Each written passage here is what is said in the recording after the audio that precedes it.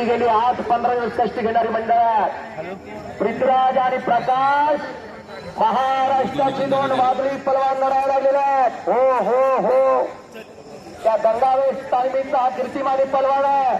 ज्या तालमीकडं 14 टायटल गदा आहेत. पहिले डबल महाराष्ट्र केसरी गणपत खेडकर 64 आणि 65, नाशिक आणि अमरावती दोन जिल्ह्यात 2 गदा मिळवल्या. गणपत पाटील त्यांचं नाव खेडचे, त्यांनी गंगावेश तालमीला 2 गदा मिळवून दिल्या. 1966 चे महाराष्ट्र केसरी, 1971 चिंद केसरी दिनराज सिंह दादा त्यांच्या 2 गदा. 1969 चे महाराष्ट्र, 1972 चे रस्तुमिंद केसरी हरिश्चंद्र बिराजदार मामा त्यांच्या 2 गदा. 1978 चे महाराष्ट्र केसरी अप्पासाहेब कदम निर्णीकर त्यांचे गदा. 1992 चे महाराष्ट्र केसरी संभाजी पाटील आसगावकर यांचे गदा. 1984 चे महाराष्ट्र केसरी नामदेव मुळे गंगावेश तालीम त्यांचे गदा. त्यानंतर संतोष वेता हिंद केसरी, माऊली जमदारे महान भारत केसरी, 2024 चा महाराष्ट्र केसरी सिकंदर शेख त्याच्या 2 गदा. रस्तमिंद केसरीचे गदा, महाराष्ट्र केसरीचे गदा. त्याचबरोबर योगेश बंबाळे महान भारत केसरी त्याचे गदा.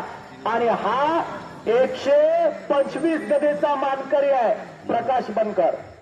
125 गदेचा. माऊली जमदारे 131 गदेचा मानकरी, तोही गंगावेशचाच. नितीन खुर्दा, सचिन खुर्दा तोही गंगावेशचाच. गंगावेश तालमीला अनेक टॉपचे पलवान दिलेले. अजून एक उदाहरण सांगू का? पिनू पलवान आता महाराष्ट्र केसरीसाठी माती विभागातनं मॅट विभागातनं फायनल आलेले. मातीत आला सिकंदर शेख आणि महेंद्र गायकवाड. सिकंदर शेख हा गंगावेश तालमीचा पलवान, महेंद्र गायकवाड काका पवारचे पट्टे. आणि मॅट विभाग गादी विभागातनं आला जयदीप पाटील जीवूरचा, आमदार नारायणबाबा पाटलाचा पुतण्या, तो गंगावेश तालमीचा. आणि हर्षवर्धन सदगीर काका पवारचे पट्टे. काका पवारचे 2 पट्टे आणि गंगावेश तालमीचे 2 पट्टे. गंगावेश तालमीने टप दिली आंतरराष्ट्रीय कुस्ती संकुलाला. महाराष्ट्र केसरी वाघोलीच्या मातीमध्ये उद्योजक रामकृष्णांना सातो पाटलांनी वेगळा सोहळा घेतला. बक्षीस भरभरून ठेवला, 2 हाताने ठेवला. फॉर्च्युनर गाडी होती महाराष्ट्र केसरीसाठी.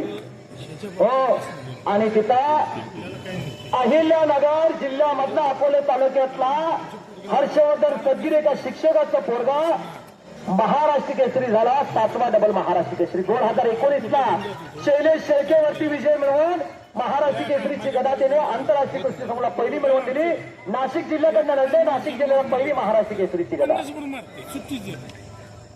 36व्या वर्षी महाराष्ट्र केसरीची गदा घेणे इतकं सोपं नाही बरं का. माझ्या माहितीनुसार बरोबर माझ्या माहितीनुसार 36व्या